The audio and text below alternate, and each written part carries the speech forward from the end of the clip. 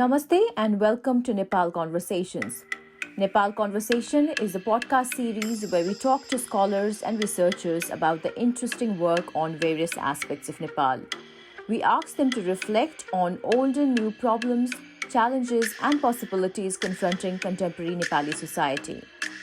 The theme for Nepal Conversations' second season is gender.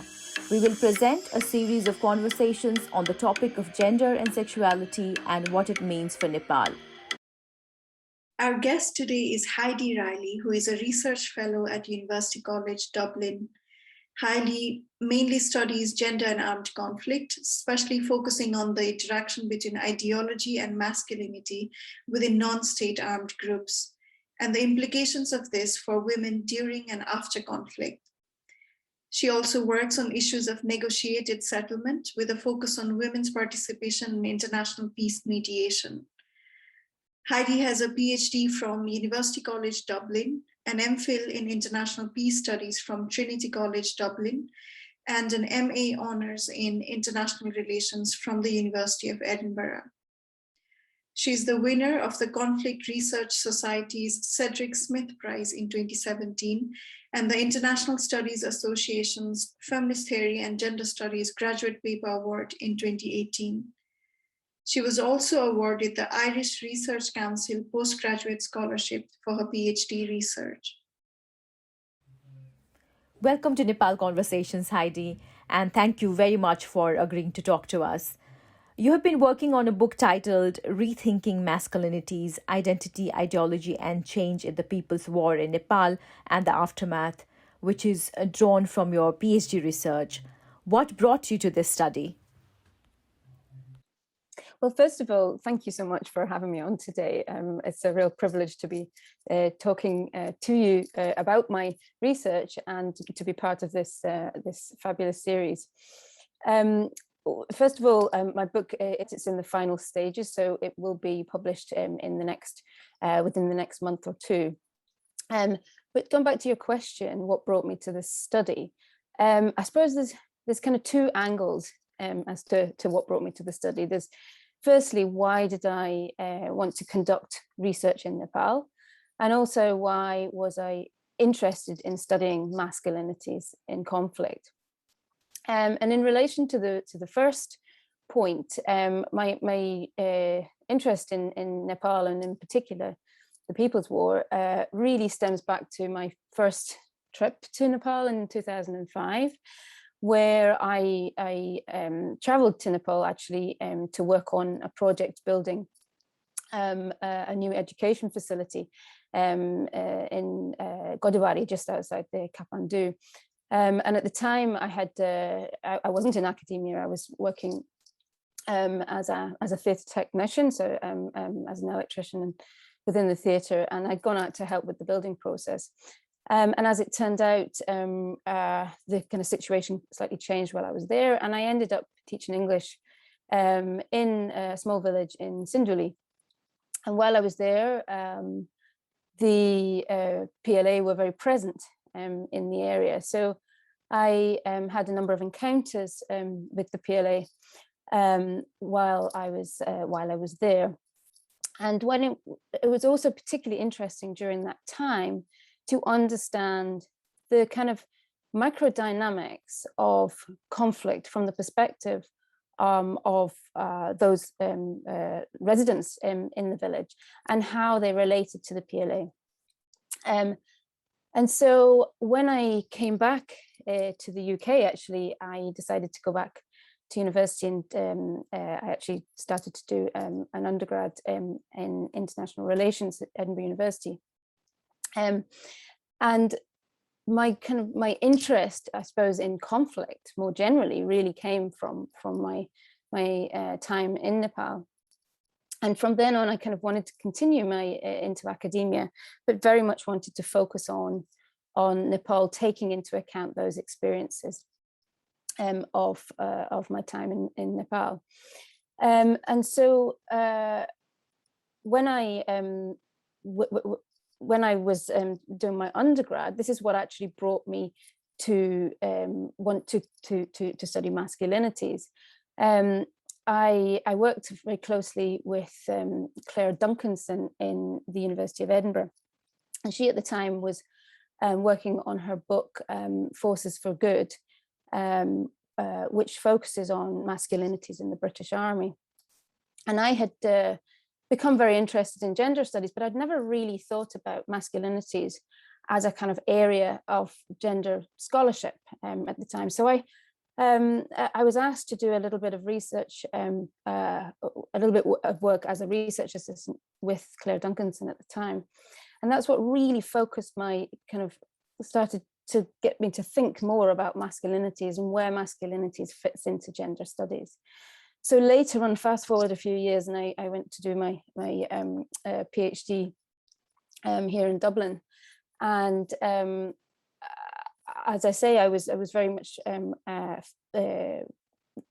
focused on wanting to do a PhD in relation to Nepal, and my interest was very much within gender studies. So I was so when I was kind of considering my research question, I thought back to my time in Nepal and the way that the ideology of the CPNM was so influential within the dynamics that I had encountered. And so that's what really brought me to this key question that I address in the book, which is, how does a gender positive ideology espoused by an insurgent group impact upon notions of masculinity held by low-ranking members of the group? Thanks, Heidi. Could you also say, when we're talking about your study, could you say where you did your study and who were your interlocutors? Why did you go to them? Okay, thank you for the question. When my fieldwork for this particular study was in 2015, 2016, and I worked closely with a research assistant and translator, Shira Mananda, who I really are particularly dedicate this study because he was so fabulous as part of the research there. I was particularly interested in interviewing, as part of the research, male ex-PLA members, but particularly those from the lower ranks. Because the reason for that is the way that I was looking at the way that the ideology was influential on individuals that were participating in the PLA. And those from the lower rankings were more likely to have been influenced rather than kind of creating the ideology itself. So that's why I particularly was looking at low-ranking male PLA. So I carried out fieldwork and qualitative interviews in 11 districts in Nepal. So starting in Kelali, in Baake, in Bardia, Makwanpur, Surkhet, Sinduli, Dading, and then Kathmandu and Lalitpur, and then Japa and Sunsari in the east. The reason for this was really to get a diversity of different voices from different geographies, but also to get a diversity amongst caste and socioeconomic situation. I also was particularly interested in interviewing those that had been in the cantonments, but also those that had not been in the cantonments. So many of the interviews that took place in Kelali, in Baake, in the kind of southern districts, were those that had come through the cantonments. But in Dading and in Sinduli in particular, particularly in Sinduli, a lot of the contacts were those that were related to contacts that I had myself in Sinduli, and those were individuals that had not all stayed within the cantonment. So it was important to get that diversity of voices.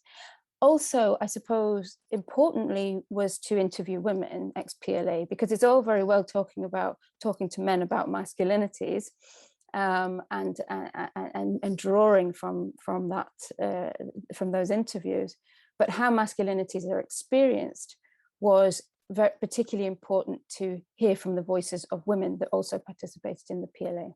So yeah, so the majority of the analysis is drawn from interviews and also from participant observations during interviews and after interviews, where we tend to get a more in-depth dialogue after an interview has taken place, where you meet more people in the area. So there was a lot of kind of participant observation that also came from some of the data is drawn from. Thank you. Following up on the question of masculinity, you talk about different kinds of masculinities. How do you conceptualize masculinity in your study? Okay, so if we think about masculinity as related to gender, in that if we understand gender as a relational concept that is constructed around the relations between masculinity and femininity, then if we don't study masculinity, we're only getting half of the picture. So my starting point to studying, to conceptualizing masculinities, is to place it within the concept of gender. Now, in the literature, there are a number of different kind of types of masculinity that are spoken about when we look at the masculinity and conflict literature. So I drew from much of the militarized masculinity scholarship also ideas of this kind of being the new man masculinity that you often find in the literature, particularly on kind of revolutionary masculinities. This idea that there's a kind of progressive form of masculinity that is embodied somehow, that it's supposed to kind of demonstrate equality, but actually can reconstruct power dynamics in a different way. But what I was particularly interested in this study was looking at change. So how masculinity changes in response to being in response to participating in an armed group that has a different ideology than what had been experienced in pre-conflict society, and then also how this changes in post-conflict. So in order to examine change, I needed to develop a conceptualization of masculinity that could be, through which change could be monitored, or could be seen, could be understood. Now, masculinity is an abstract concept, so how do we measure change in masculinity? So the way that I did this was by conceptualizing masculinity in a way that it can be understood as three non-mutually exclusive but independent parts. So the first being masculine identity, which is the way masculinity is understood by the individual, but the sense of self, sense of masculine self. The second being masculine ideology, so ideas, kind of belief systems around the position of gender position of men and women in society. And also the third being performativity. So performativity being the way that masculinity is performed through actions and behaviors. And this conceptualization was particularly useful in examining the kind of complexity of masculinity change. So where there was continuity, or where there was sort of tensions in that change. So you might see changes in ideas of the self. So the masculine, so the PLA, male PLA masculine self, and the ex-PLA masculine self. So that identity might shift, but the behaviors or the way that masculinity is performed might actually not shift in the same way. So we could see this complexity between, or these tensions between these three different aspects of masculinity. Thanks, Heidi. You talk about male masculinity, and I wonder if female masculinity is talked about in conflict studies. And in your own study, what might you be able to say about the representation of women PLA fighters in Nepal and how they were perceived by communities outside of the PLA? Thank you for that question. So when we look at masculinities, it primarily we consider it as being in relation to the male body, but the way that masculinity is conceptualized, maybe in society. So the hegemonic way that masculinity is conceptualized doesn't necessarily have to only be focused on men. We have women who will who can portray certain masculinities or try to align with certain ways that masculinities are understood in society. So I think that's a really interesting question.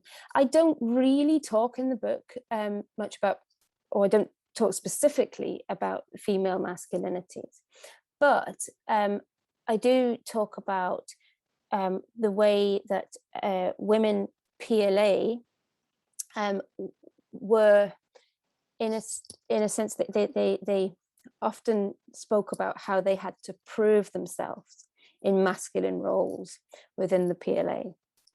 And actually what I talk about a lot in the book is the way that women took on what were previously seen as masculine roles. So carrying a gun, going into conflict was seen very much as a masculine role. And I talk in the book about how men perceived that. And actually that was very interesting, that the respect that was spoken about quite substantially by male members of the ex-members of the PLA.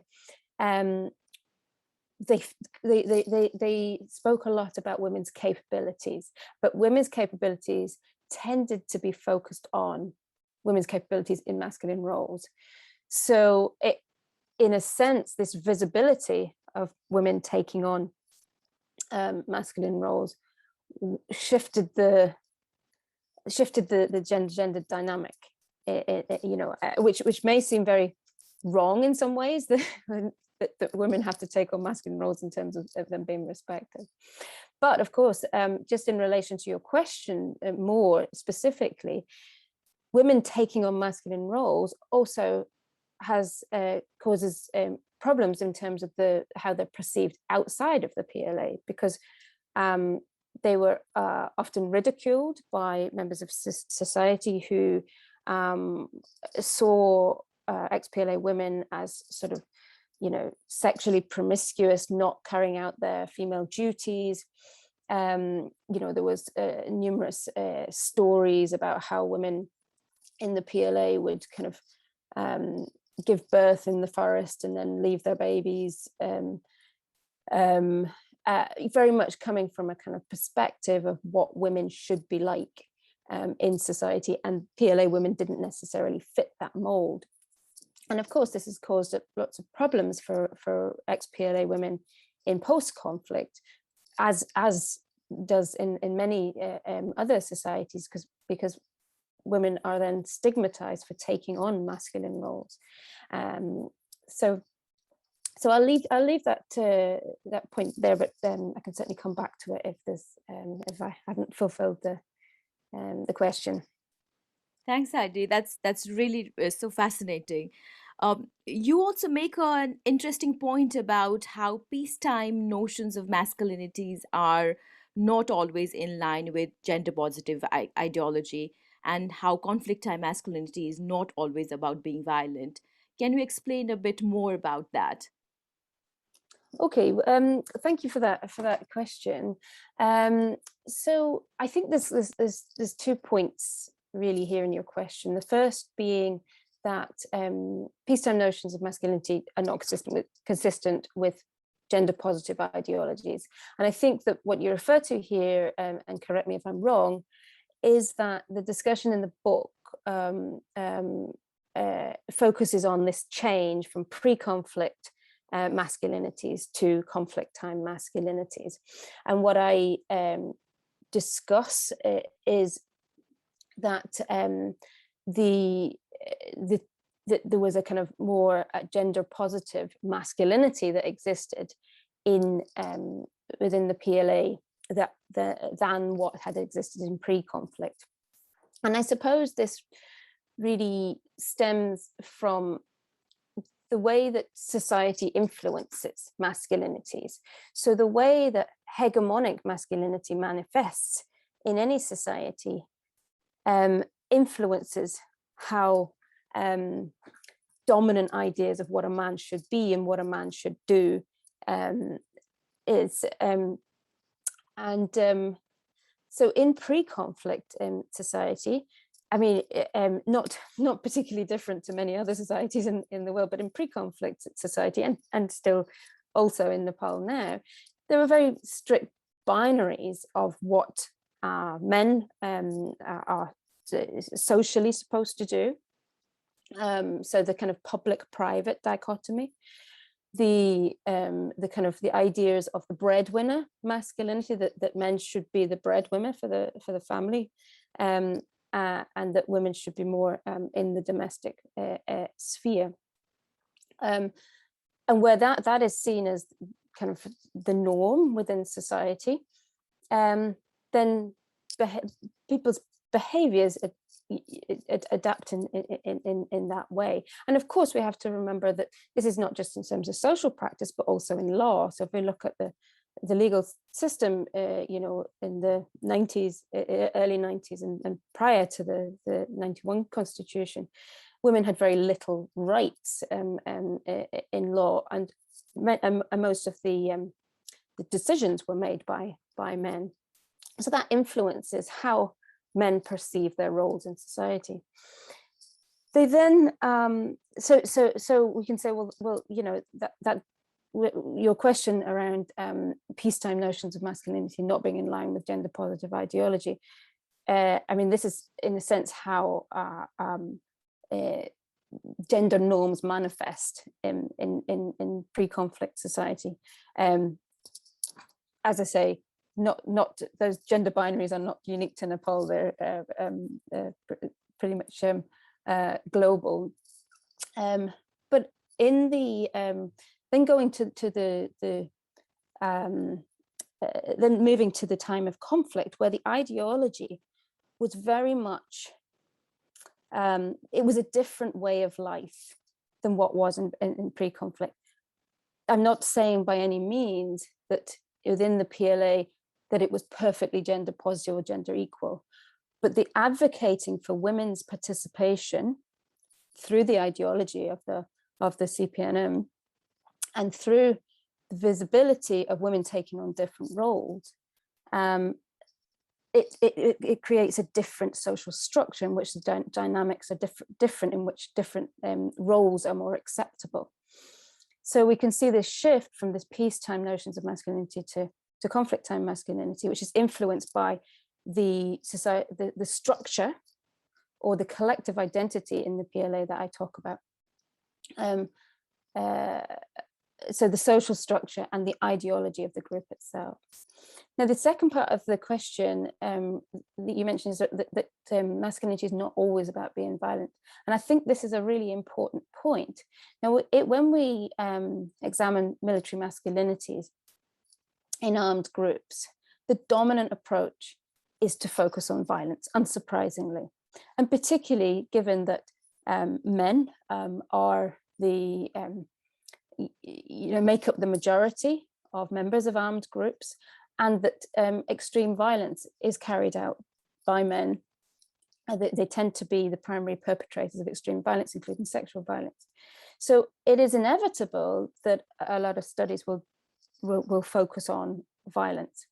But I think we also have to remember that participation in an armed group is not only about the experience of participating in violence, although of course that makes up a major part of it, but there are other experiences of conflict, such as quotidian life, so eating together, how you cook together, the social life, interpersonal relations, that also are part of the experience of participation in armed groups. And also, it's a time where you might take on roles that you've not done so in peacetime. So I was really interested in this book is how these everyday realities were experienced by men and women in the PLA, and how that influenced changes in notions of masculinity from those three different dimensions that I spoke about earlier. Heidi, you mentioned in your answer, you mentioned collective identity in the PLA. Could you say more about what you mean by this? So collective identity, it was particularly a concept that was particularly important in this study. So collective identity is the idea that where within a cohesive armed or cohesive group, more generally, that where there is a shared goals and shared experience, that particularly where you're fighting or working towards a particular goal, that the sense of I becomes a sense of we. So in the PLA, there was a very strong sense of collective identity, and that was very much influenced by the ideology itself. That because what was incorporated in that ideology was the goal of the movement to overthrow the state, to institute, or certainly this was the belief of PLA members, that it was to institute a more just system of governance, was to be more inclusive, and so with this sense of we influenced behaviors. So those, because it was such a salient collective identity, there's a value attached to that identity itself. So to actually step out, to go against the identity itself by enacting inappropriate behaviors that would not be accepted within the identity, within the collective or within the group, such shall I say, could be detrimental to your participation of the group.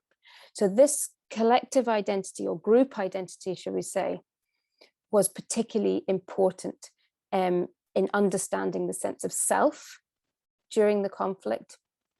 And from a masculinities perspective, it was particularly important in terms of the relationship between the self and the goals of the group, and as a result, the behaviors within the group itself. Thank you, Heidi. You mentioned about a little bit about gendered participation in PLA as well. How did gendered participation in the PLA manifest after the conflict ended? Yeah, I mean, I think it's a very complex picture. I think so the salience of the collective identity during the conflict meant that the goals were purely focused on the goals of the conflict itself, the goals of the CPNM.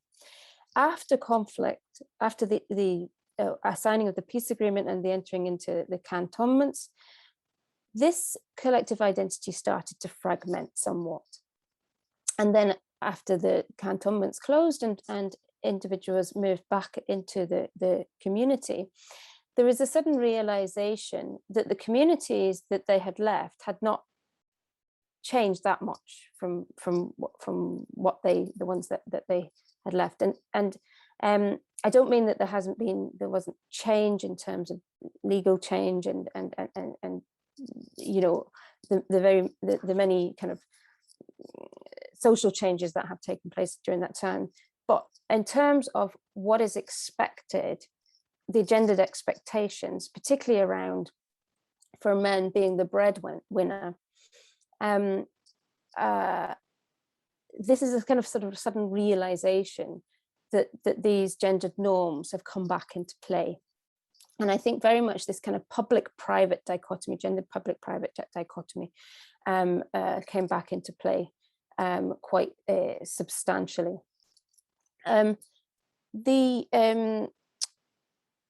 No, for the situation of women, it has been, for some, it's been particularly difficult, which I'm sure has been discussed in other areas, and particularly with the breakdown, and for example, in intercaste marriages, where women have been abandoned by their PLA husbands, and without any kind of support. But if I might just stick on the kind of masculinities side of things, I think that within the PLA there was a sense of agency which was felt by all members, but for men the sense of agency was very much related to kind of hegemonic notions of what a man should be. So having that public persona, having that agency, and then in post-conflict, with the reinsertion into society, that sense of agency is not nurtured in the same way, because there is stigmatization which is associated with being a former PLA member, and particularly in terms of socioeconomic conditions, so the difficulties of getting a job and being able to provide for the family, with that stigma behind you, can cause kind of crisis of masculinity. We've also experienced a lot of migration of men as an only option for being the breadwinner again. Thanks, Heidi. So what you've been talking about right now is that it's not just men and masculinity, but also structural issues that affect the regendering of roles in post-conflict periods. And in your book, you talk about some shifts in gender roles that were temporary and selective, and some of them that were more sustained. But there's one interesting point you make, that is about how the PLA community staying together might bring about certain kinds of positive changes, but how when there is a lack of inclusion of one gender, it might have a negative impact on such change. Can you say more on this, and could you maybe give some examples of what you mean here? Yeah, okay, so I found a difference between those PLA couples that had moved to locations away from the family home or the husband's family home, and those that had moved back. Now, those that were living in PLA communities, there was a sense of maintaining some of the ideas of the ideology. So there was a greater acceptability within interpersonal communications between men and women within these, where there was PLA couples living in close proximity. The kind of gendered divisions around, I go back to this public-private gender divisions, were much more prominent in situations where the husband had brought the PLA wife back to live in the village or with their family, and so within where the kind of the restrictions of family and gender norms were not so prominent within communities where ex-PLA were kind of living in that close proximity. There was more, shall I say, there was more freedom to practice those some of the practices that had existed during the conflict. On the idea that the dominant, that it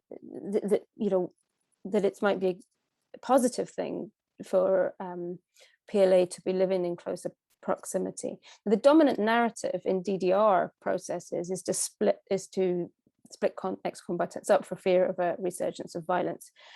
But what this does is that it avoids any possible positive benefits of social capital, or which might help with situations of trauma.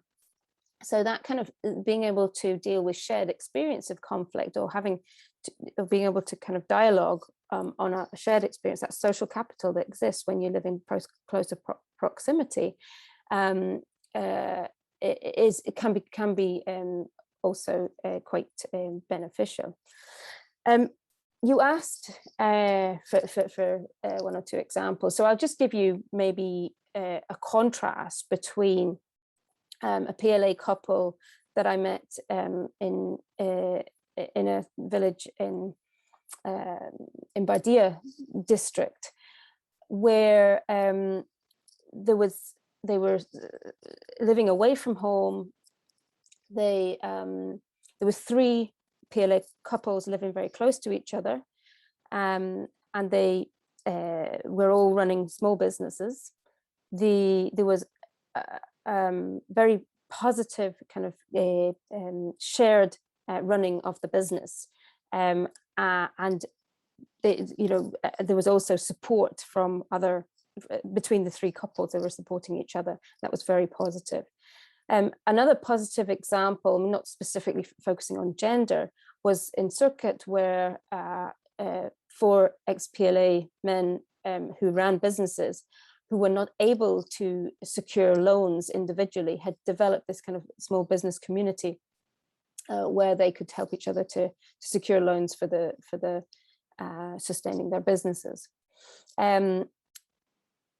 If I contrast this with a couple who had moved back to the family home in Sinduli, where the woman was kind of excluded from being an ex-PLA by her husband. In her husband's dialogue, she was not spoken about really at all in his experience of conflict. She was not recognized as an ex-PLA.